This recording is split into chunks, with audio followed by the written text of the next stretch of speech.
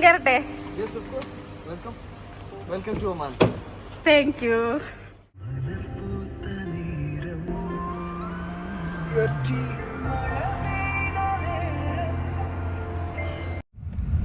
അപ്പൊ നമ്മളിതാ പോലീസ് സ്റ്റേഷന്റെ അവിടേക്ക് പോയിക്കൊണ്ടിരിക്കണം കേട്ടോ.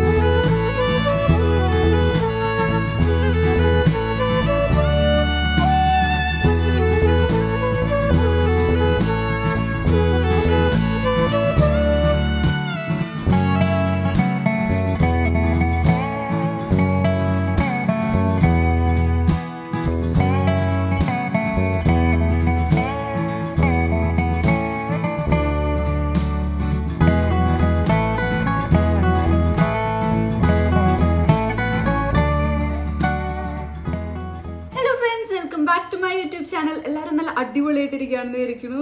ഞാനിവിടെ അത്യാവശ്യം നല്ല മെസ്സി ആയിട്ടിരിക്കുകയാണ് കേട്ടോ. അതുപോലെ തന്നെ എൻ്റെ ബാക്ക്ഗ്രൗണ്ട് അതിലധികം മെസ്സി ആയിട്ടിരിക്കുകയാണ്. നമ്മളിവിടെ നിന്ന് മാറാണ് കേട്ടോ. അതിൻ്റെ ഈ കലാപരിപാടികളാണ് സൈഡിൽ കാണുന്നത്. എല്ലാവിധ ഐറ്റംസും പാക്ക് ചെയ്യാൻ വേണ്ടി സെറ്റ് ചെയ്ത് കൊണ്ടുവച്ചേക്കാം. ഒന്നും മറന്നു പോരുതല്ലോ. അപ്പോൾ ഞാൻ എല്ലാം ഓർമ്മ വരുന്നതൊക്കെ ഒരു സൈഡിലേക്കായിട്ട് നീക്കി വെച്ചു. ബാക്കി കാര്യങ്ങളൊക്കെ വലിച്ചു വാരി ഇങ്ങനെ ഇട്ടേക്കാണ്. അതെല്ലാം കൂടെ അടക്കി പറക്കി കൊടുക്കാനുള്ളതൊക്കെ കൊടുക്കണം, കളയാനുള്ളതൊക്കെ കളയണം. നമ്മൾ കുറച്ച് ഫേർണിച്ചേഴ്സും കാര്യങ്ങളൊക്കെ വാങ്ങിയിട്ടുണ്ടായിരുന്നല്ലോ. അപ്പോൾ അതൊക്കെ നമ്മളൊരു സെക്കൻഡ് ഷോപ്പിൽ കൊടുക്കുകയാണ്.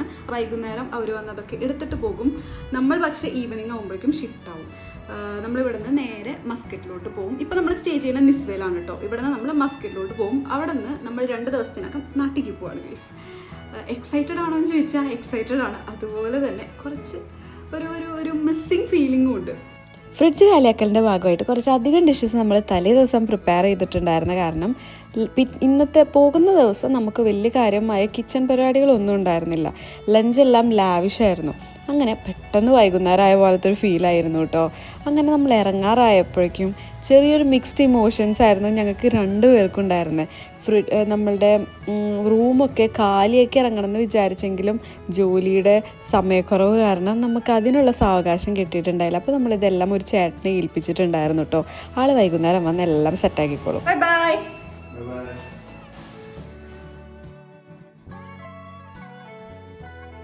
അങ്ങനെ ഫ്ലാറ്റൊക്കെ പൂട്ടി കഴിഞ്ഞിട്ട് കീ നമ്മളുടെ അടുത്ത് ഫയർ ബോക്സിനകത്ത് വെക്കാനാണ് കേട്ടോ പറഞ്ഞിട്ടുണ്ടായിരുന്നത്. അങ്ങനെ ആ പരിപാടിയും കഴിഞ്ഞു.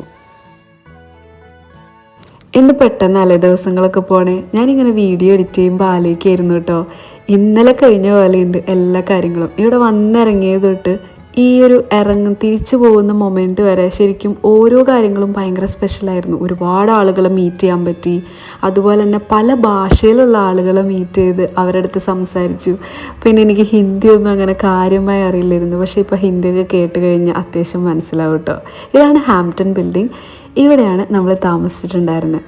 പിന്നെ പറഞ്ഞു തന്നത് ഒരുപാട് നല്ല നല്ല എക്സ്പീരിയൻസസും പിന്നെ കുറേ മറക്കാൻ പാടില്ലാത്ത ലെസൺസും ഒക്കെ പഠിച്ചിട്ടുണ്ടായിരുന്നൊരു സ്ഥലമാണ്. അതുകൊണ്ട് തന്നെ ഭയങ്കര സ്പെഷ്യലായിരിക്കും കേട്ടോ എപ്പോഴും ഒമാൻ നമുക്ക്. ഇനിയൊരു യാത്ര പറച്ചിൽ എനിക്ക് ഒട്ടും ഇഷ്ടമില്ലാത്ത കാര്യമാണ് കേട്ടോ.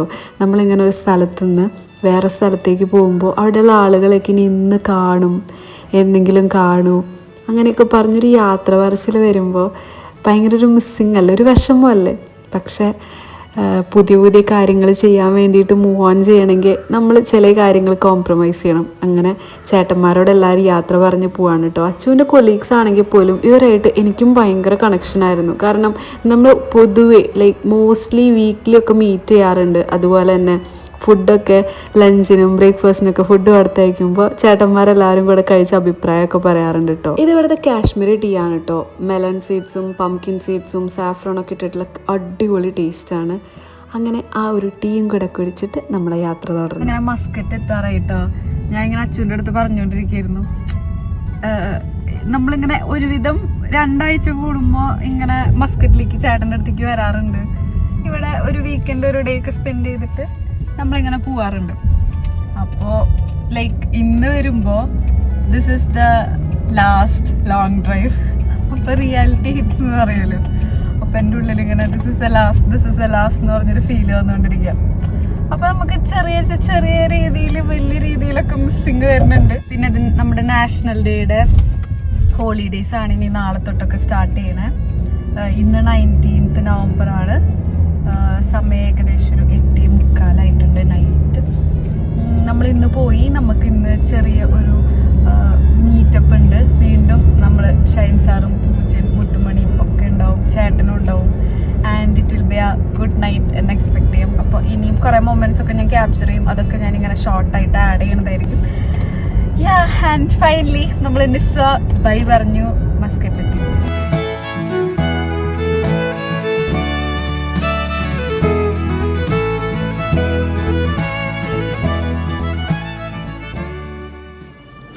തന്തൂരി ഷൈൻ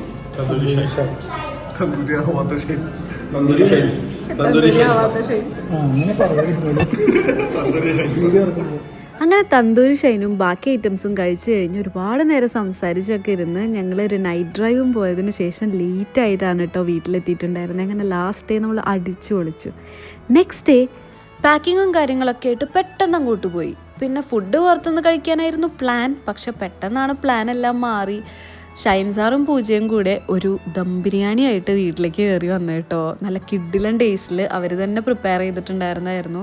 പിന്നെ ഞങ്ങളെല്ലാവരും കൂടെ ഒരുമിച്ചിരുന്ന് അതെല്ലാം ദമ്മ് പൊട്ടിച്ച് ഭക്ഷണം വിളമ്പി വട്ടൊട്ടിരുന്ന് കഴിച്ചു കേട്ടോ. മുത്തുമണി നല്ല ഉറക്കത്തിലായിരുന്നു. അപ്പോൾ ഞങ്ങളെല്ലാവരും കൂടെ എൻജോയ് ചെയ്ത് അങ്ങോട്ട് കഴിച്ചു. ഞാൻ ഈ ഷൈൻ സാർ എന്ന് പറയുമ്പോൾ കേൾക്കുന്ന നിങ്ങൾക്കൊരു ബുദ്ധിമുട്ടാവുകയാണെങ്കിൽ എന്തോ ഷൈനായിട്ടോ അത് വിളിക്കണേക്കാളും കുറച്ചും കൂടെ ഷൈൻ സാർന്ന് വിളിക്കുമ്പോൾ ഒരു കൗതുകം തോന്നി, അത്ര തന്നെ. ഇനി മുത്തുമണി എണീറ്റ് വന്നിട്ടുണ്ട് കേട്ടോ. കുറേ കളിയൊക്കെ കഴിഞ്ഞതിന് ശേഷം പിന്നെ അവർ വീട്ടിലേക്ക് പോയി.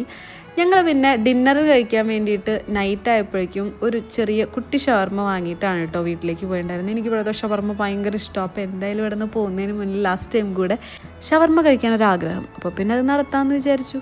അങ്ങനെ നമ്മൾ പോവാറായിട്ടോ. ഇപ്പം നമ്മൾ മസ്കറ്റിൽ ചേട്ടൻ്റെ ഫ്ലാറ്റിലാണുള്ളത്. ടൈം ഏകദേശം ഒരു 9:15 നൈറ്റ്. നമ്മളിവിടെ നിന്ന് ഇറങ്ങാൻ പോവുക. എല്ലാം കഴിഞ്ഞു, പാക്കിംഗ് ഒക്കെ കഴിഞ്ഞു കേട്ടോ. ഇനി പെട്ടിയും കടക്കെടുക്കുക, സ്ഥലം വിടാം. ചേട്ടൻ ഞങ്ങളെ കൊണ്ടാക്കാൻ വേണ്ടിയിട്ട് റെഡി ആയിക്കൊണ്ടിരിക്കുക. അച്ചു പോവാൻ വേണ്ടി റെഡി ആയിക്കൊണ്ടിരിക്കുക. പിന്നെ ഞാൻ ഫസ്റ്റ് റെഡി ആയി കഴിഞ്ഞു കേട്ടോ.